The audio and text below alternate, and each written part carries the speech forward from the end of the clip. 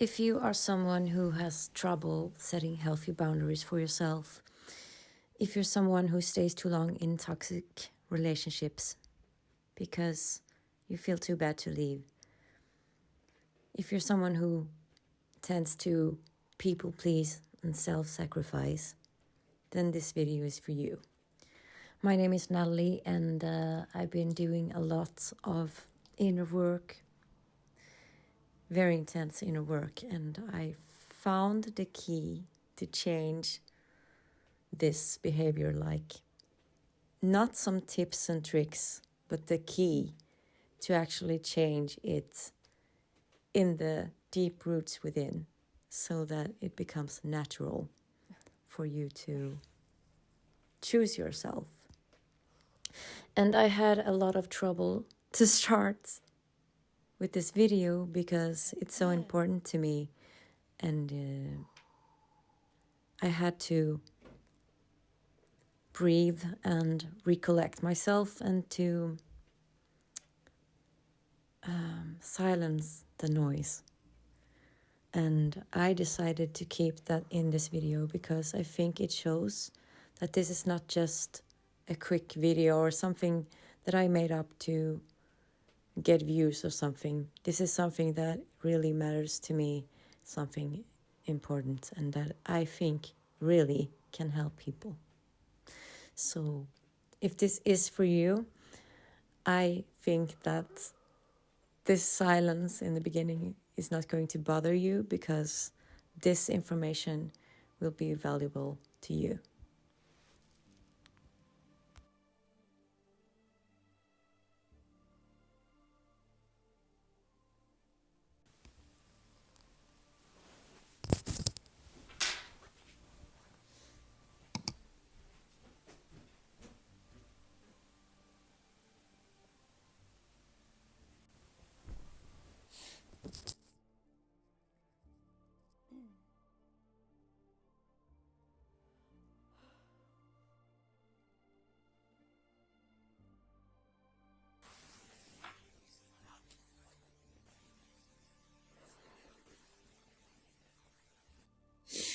Hi, I'm Natalie, and I'm trying to share a message that I think is very important, because I think it can help a lot of people. It's the most valuable insight that I ever had. But it's layered, it's very profound and not for everyone. But so if it doesn't resonate for you, then it's not for you. It's just not.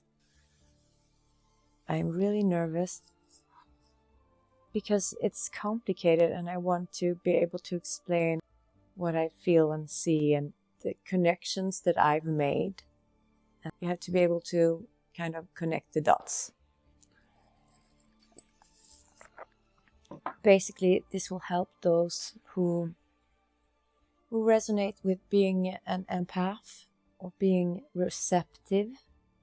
Because being an empath, what does that mean?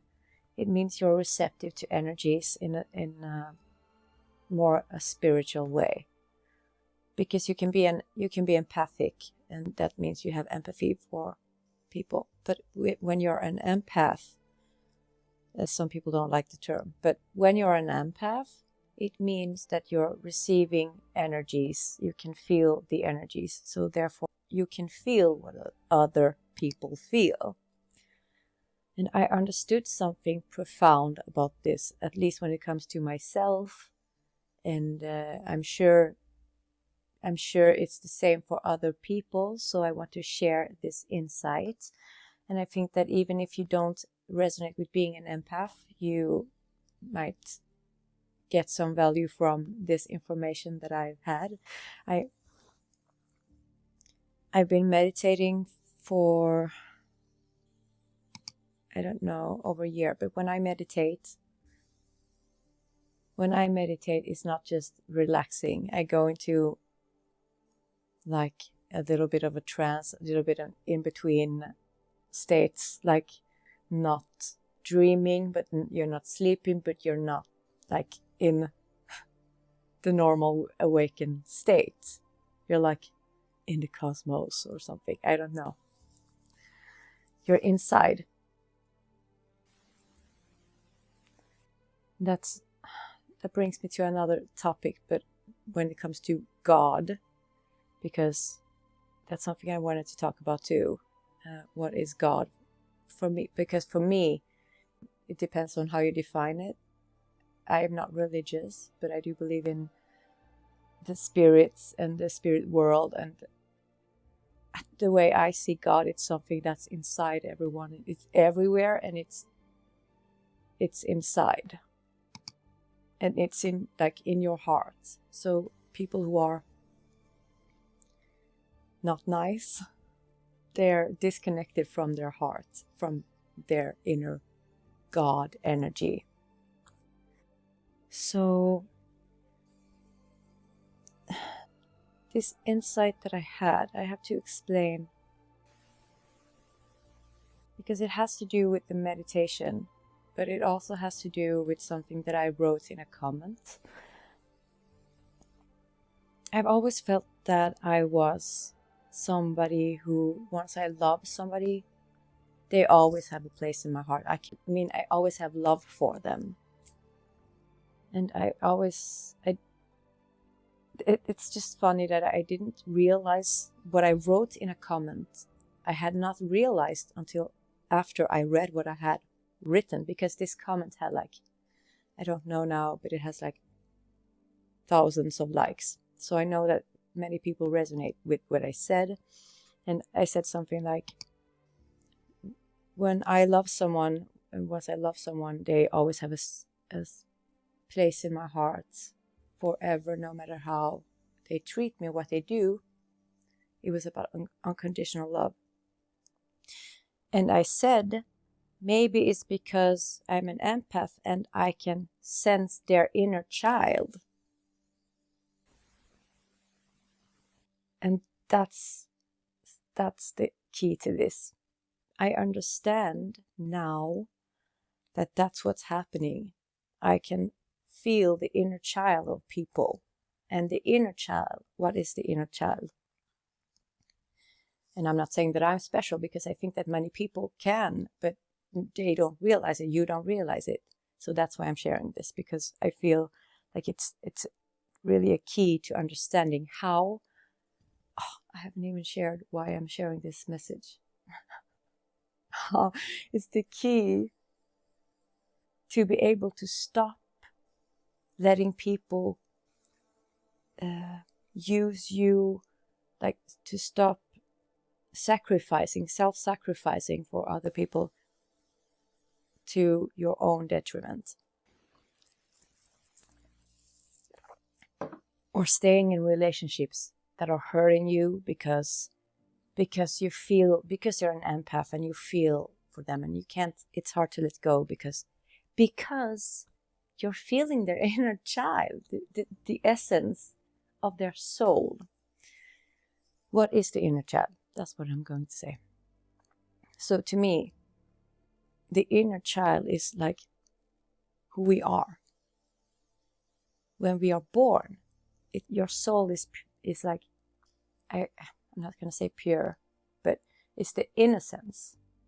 It's before your soul is corrupted, or before anybody else makes imprints and influences your soul, or you're getting hurt or confused and everything. So you're vulnerable and innocent. And we are all, underneath everything, we are still the inner child. We are all children underneath everything that we've learned and we've experienced. It's still in there. And how can I not get into side topics when I really want to? I really want to.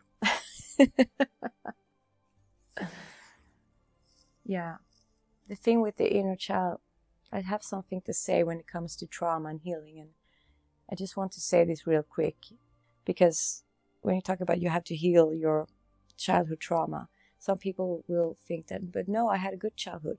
And that doesn't matter, because childhood trauma doesn't have to be something very dramatic. It can be something small.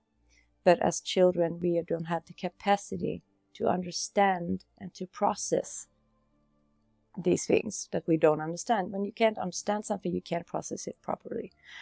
And it creates defense mechanisms, patterns that come from something that might have been a misunderstanding or like a misconception or something. It doesn't have to be something. It can be something somebody told you once. Like whatever, something stupid somebody told you, and it marked you. It created a pattern in you. That can be childhood trauma. Because of that little thing, things can happen that's just the root to this snowball. Yeah, so the inner child is the innocence of a person, the part of the person who is still innocent. And let's say, I have to put this in context. So let's say an empath and a narcissist are in a relationship. That's why can't the empath leave the relationship? Because underneath there's a very wounded inner child. Because narcissists or narcissistic people, they're often brought up by narcissistic parent or somebody in their life.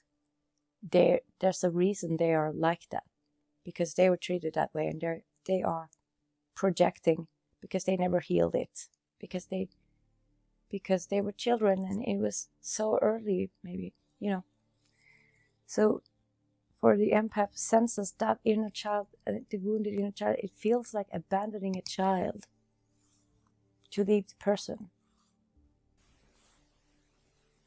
And I understood that very profoundly when how can I dive into this?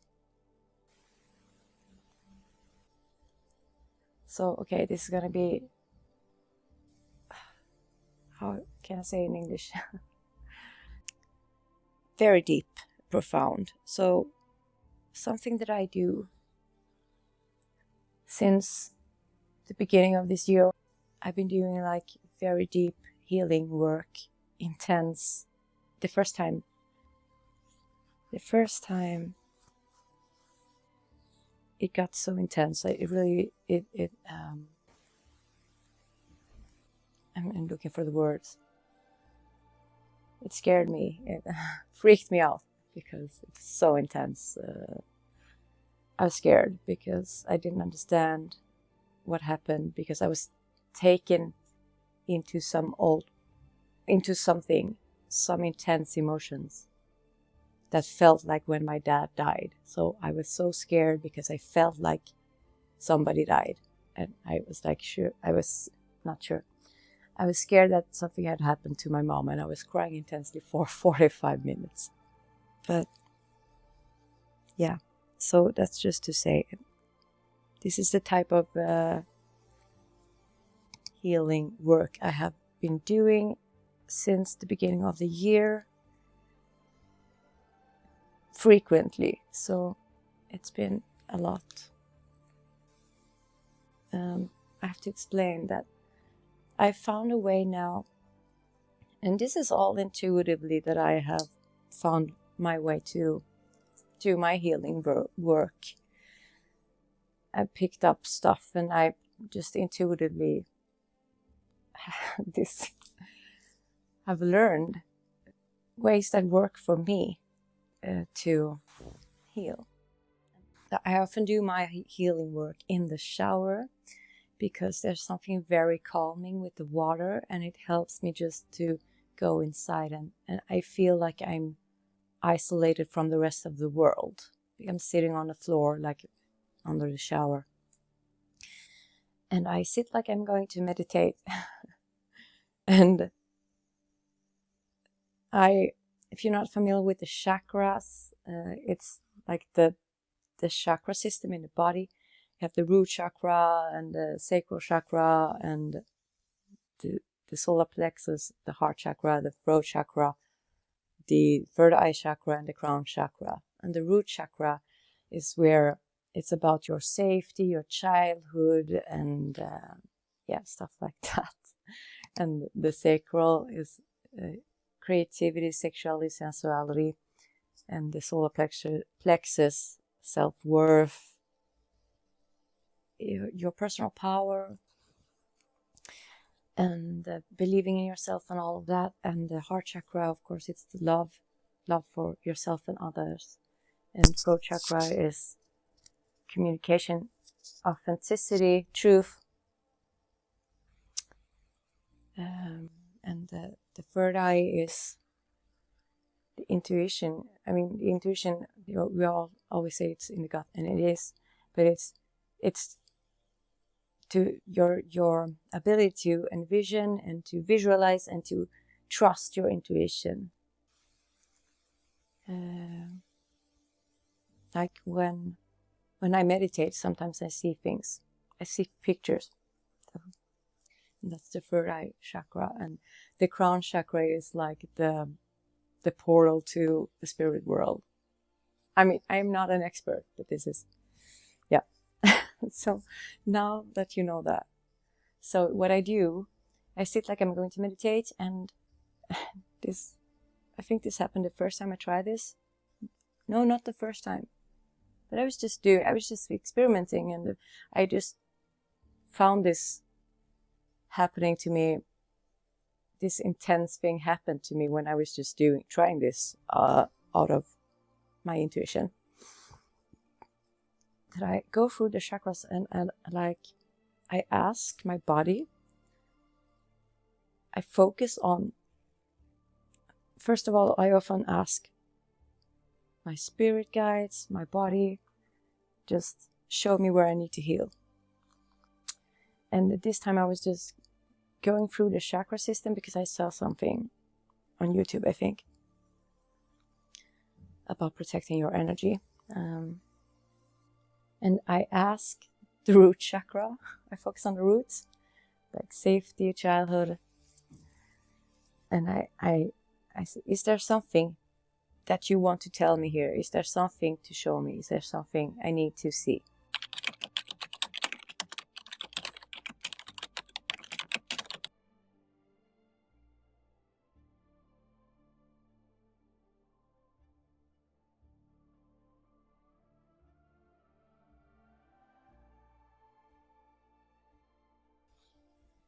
And that's how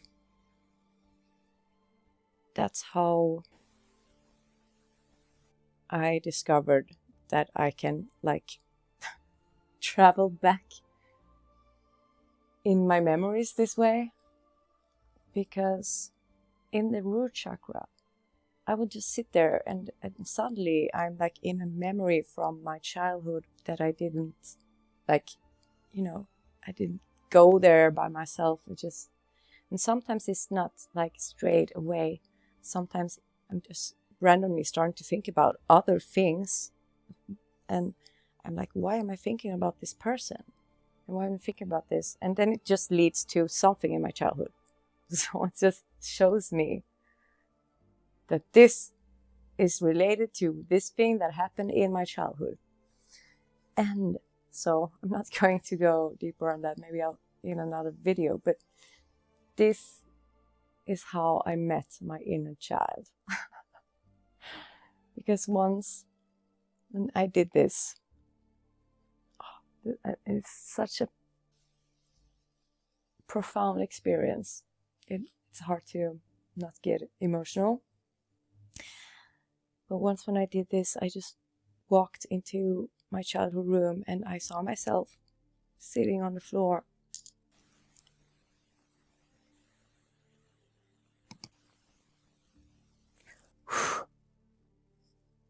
And I just felt my innocence. And I felt like in that moment I understood what it's like to have a child, because I don't have any children. In that moment I understood. Because it felt so intense. I understand that your children, they are an extension of you. That's why it's so overwhelming. This is also a side topic. That's why it's so overwhelming for many people. I mean, many people, most people. When they get a child, it's like they're meeting their inner child in a way. It's like they're finally being able to love themselves, their inner child, because their child is like their inner child. It's the kind of the same thing. It's an extension of you, and there are many layers, a lot to talk about there. Like, for example, like you can see a lot about a person by how they treat their children or their child, because they see themselves, it's an extension of them to some degree. I mean, to give an example, an extreme example, people who are not nice at all with their children, they hate themselves, and that's why they treat their children badly, because they hate themselves, and their children are an extension of themselves. But for most people, loving their child is like loving yourself, but you don't know it, but you're finally getting to love yourself through loving your child. And that's how overwhelming it was when I met my inner child. I mean, I understood. I mean, I saw myself in a way I've never seen myself before. And I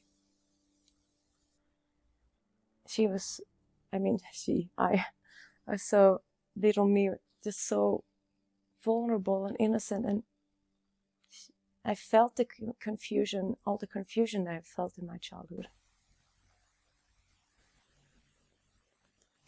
And like, it's hard to explain. It's a really intense, profound experience, and it's happened more times since then. I have traveled back into memories, and I've healed myself from many things this way by traveling. I call it traveling back to the memories and hugging myself. And I can see this from both sides. I can see this from my present self, and I can see this from my younger self's perspective. Like, I can see in a memory, I can be my younger self, and I can see my present self, this self, come in through the door and come to comfort me. And I feel like my present self is like a superhero coming to show me that everything is going to be okay. Anyway, and so I put things together.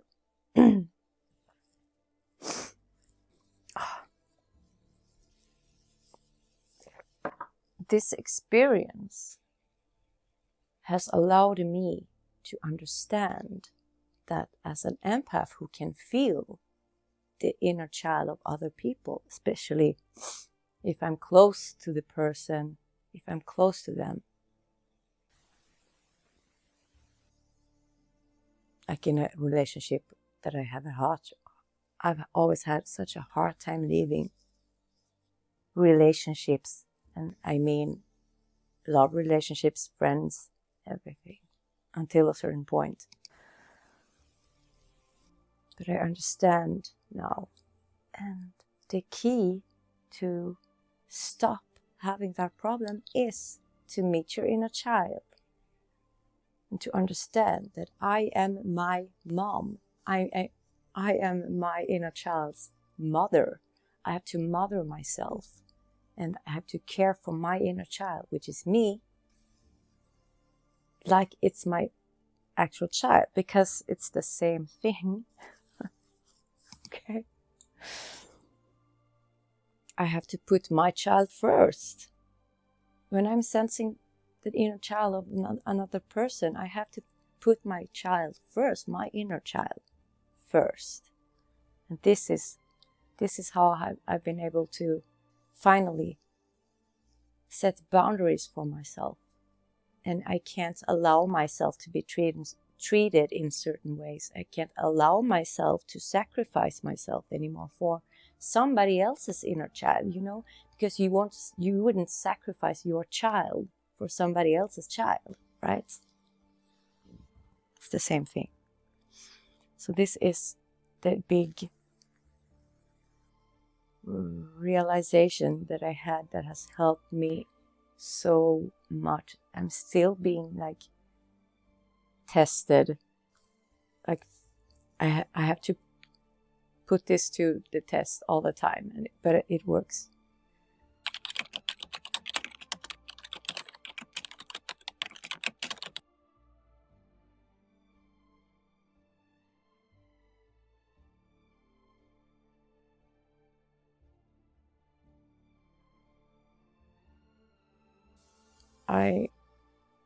But this knowledge, I think that just the knowledge, if you can sit with this idea, these thoughts, that you have to care for your inner child first and have compassion for your inner child, for you. You are